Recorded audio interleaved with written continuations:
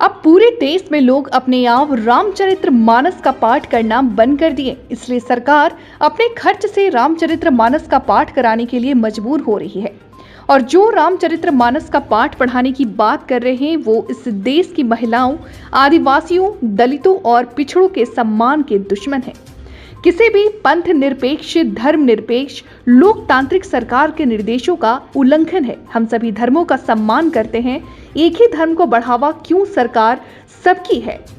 अगर सरकार को बढ़ावा देना ही है तो सभी धर्मों का समान रूप से बढ़ावा देना है। अपनी सरकारी कोष से धन देने का काम करें, उसका हम स्वागत करेंगे। लेकिन आज जो पूरी दुनिया में विवादित महाकाव्य तुलसीदास की रामचरित्र मानस, जिसमें इस देश की महिलाओं को प्रताड़ित करने, शूद्र समाज को अपमानित और प्रताड़ित करने जैसे शूद्र समाज की तमाम जातियों को जाति सूचक शब्दों का प्रयोग कर नीच और अधर्म कहने का काम करती है। अखिलेश यादव द्वारा दिए गए बयान सपा सरकार के समय पुजारियों के लिए मानदेय दिया गया था। वो दर्शनार्थियों को कई सुविधाएं उपलब्ध कराई गई थी। आज भाजपा सरकार न तो पुजारियों का मानदेय बढ़ा रही है, न जनता के लिए सुविधाएं, बस उगाही के नए नए तरीके ढूंढ रही है। भाजपा धर्म का बाजारीकरण कर आस्थाओं का शोषण न करे, जनता आक्रोशित है। प्रदेश का एक बहुत बड़ा मठाधीश्वर माननीय मुख्यमंत्री जी हैं, जो उनको तो इस पर विशेष कार्य करना चाहिए था, लेकिन ये करके दिखावा छलावे के रूप में इस महाकाव्य का पाठ करने जा रहे हैं, जो इस देश की महिलाओं, दलित, आदिवासियों और पिछड़ों को अपमानित करती है। उन्होंने कहा कि राष्ट्रपति से मिलने तो कोई भी जा सकता है और सभी को अपने अपने धर्म के अनुसार आचरण करना चाहिए। इसमें किसी भी तरीके का कोई भेदभाव नहीं है, लेकिन धर्म का आचरण सरकार जबरदस्ती करा दी है। चिंता का विषय ये है। स्वाभाविक रूप से भारतीय जनता पार्टी की सरकार हर जगह पर अपना बिजनेस, कारोबार, पैसा देखती है।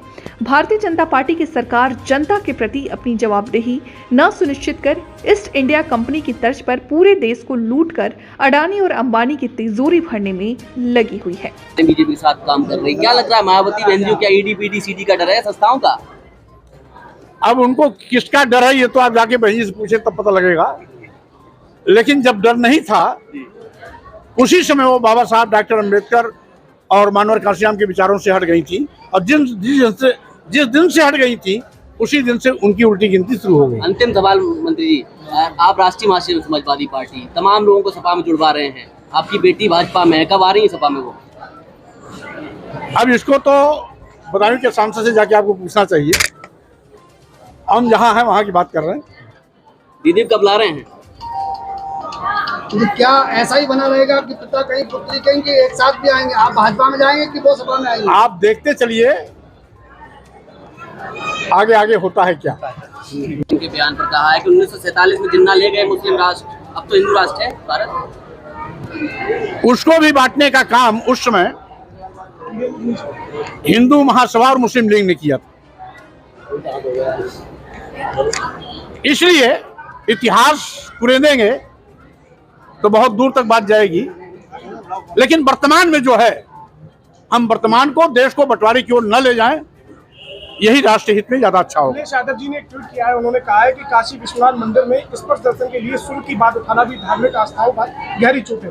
काशी निवासी विश्व भर के बाबा विश्वनाथ के भक्त इस पर समाचार बेहद आहते हैं, तो क्या अब श्री काशी विश्वनाथ के स्पर्श दर्शन के लिए शुल्क देना होगा? स्वाभाविक रूप से भारतीय जनता पार्टी की सरकार हर जगह पर अपना बिजनेस, कारोबार और पैसा देखती है। भारतीय जनता पार्टी की सरकार जनता के प्रति अपनी जवाबदेही न सुनिश्चित कर ईस्ट इंडिया कंपनी के तर्ज पर पूरे देश को लूटकर अदानी और अंबानी की तिजोरी भरने में लगी हुई है। आज जो प्लेटफॉर्म टिकट कभी 5 रुपया 10 रुपया मिलता था, आज वही प्लेटफॉर्म टिकट रेलवे का 100 रुपए हो गया, क्योंकि सारे रेलवे स्टेशन, तमाम दर्जन ट्रेनें अदानी और अंबानी को दे दी गई। आज देश बेचा जा रहा है, सारे के सारे बंदरगाह बेच दिए गए, एयरपोर्ट बेच दिया गया, एयर इंडिया बेच दिया गया, LIC बेच दी गई, यहां तक कि बैंक भी उन पर मेहरबान है। तो स्वाभाविक रूप से क्यों पहले लोग निजीकरण का राष्ट्रीयकरण कराने की बात करते थे, आज राष्ट्रीयकृत सरकारी संपत्तियों को अपने चहेते उद्योगपतियों को रेवड़ी की तरह बांटा जा रहा है, इसका मतलब है यह सरकार देश को बेचने में लगी है और हर जगह से पैसा वसूली अभियान में लगी है। वो कोई भी मंदिर हो वहां पर भी ये आय का स्रोत ढूंढती है और यही कारण है कि आज लोगों की आस्था धीरे धीरे कम हो रही है और सरकार को मजबूरी में खुद अपने पैसे से धार्मिक अनुष्ठान के लिए पैसा देने की नौबत आ रही है। बसपा बी टीम के रूप में भाजपा के काम कर रही है और बसपा से मिलकर भाजपा सपा को हराना चाह रही है, क्या लगता है आपको? देखिए, बहुजन समाज पार्टी जब तक बाबा साहब डॉक्टर अम्बेडकर के विचारों पर, मानवर कांशीराम जी के सामाजिक परिवर्तन आंदोलन के रास्ते पर चलती रही, तब तक वो सत्ता में आती रही और एक बहुत मजबूत संगठन था। जिस दिन से बहुजन समाज पार्टी की नेता बाबा साहब डॉक्टर अम्बेडकर और मानवर कांशीराम के विचारों से हट गई, मिशन से उनका मोह खत्म हो गया, उसी दिन से बसपा का भी जनधार खत्म हो गया। समिति के चुनाव चल रहे हैं, क्या लगता है बसपा इशारे पे कार्य कर रही है? स्वाभाविक रूप से जब बाबा साहब के विचारों और मानवर कांशीराम के सामाजिक परिवर्तन आंदोलन से हट गई है, तो आज उसकी बसपा की दुर्दशा इसीलिए हो रही है कि वह जिनके खिलाफ कभी लड़ती थी आज उनके इशारे पर काम कर रही है। सहकारिता समिति के नामांकन चल रहे हैं, समाजवादी पार्टी के लोगों को नामांकन नहीं करने दिया जा रहा है, समाजवादी पार्टी ने ट्वीट भी किया है।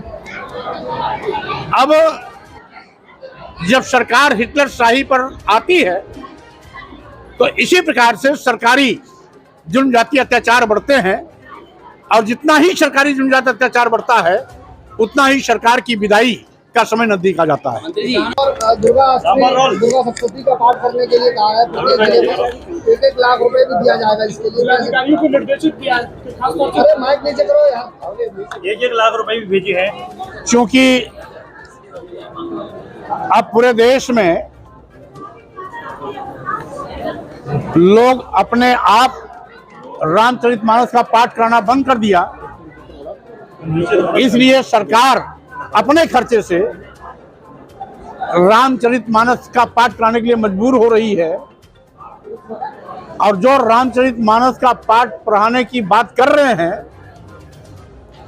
वो इस देश की महिलाओं, आदिवासियों, दलितों और पिछड़ों के सम्मान के दुश्मन हैं।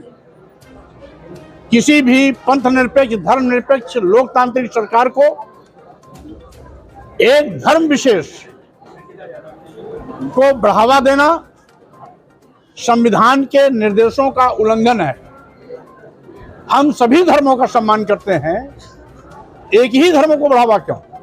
सरकार सबकी है, अगर सरकार को बढ़ावा देना ही है तो सभी धर्मों को समान रूप से बढ़ावा देने के लिए अपने सरकारी कोष से धन देने का काम करे, उसका हम स्वागत करेंगे। लेकिन आज जो पूरे दुनिया में विवादित महाकाव्य तुलसीदास की रामचरितमानस, जिसमें इस देश की महिलाओं को प्रताड़ित करने, शूद्र समाज को अपमानित और प्रताड़ित करने, शूद्र समाज की तमाम जातियों को जात सूचक शब्दों का प्रयोग कर नीच और अधम कहने का काम करती है, उसका पाठ कराने का मतलब है यह सरकार देश के महिलाओं, आदिवासियों, दलितों और पिछड़ों को अपमानित करने की पक्षधर है, इनके सम्मान की दुश्मन है। इसीलिए इसको बढ़ावा देने के लिए सरकारी खजाना सरकार ने खोल दिया है। अखिलेश यादव ने ट्वीट किया है, उन्होंने कहा कि सपा सरकार में पुजारियों का मानदेय बढ़ाया गया था और सुविधाएं दी गई थी, लेकिन भाजपा सरकार में ना तो पुजारियों को मानदेय बढ़ाया गया ना सुविधाएं दी गई। कुल मिलाकर के भारतीय संविधान अनुच्छेद 15 जिसमें इस बात का स्पष्ट उल्लेख है कि वर्ण, धर्म, जात, लिंग और जन्म स्थान के आधार पर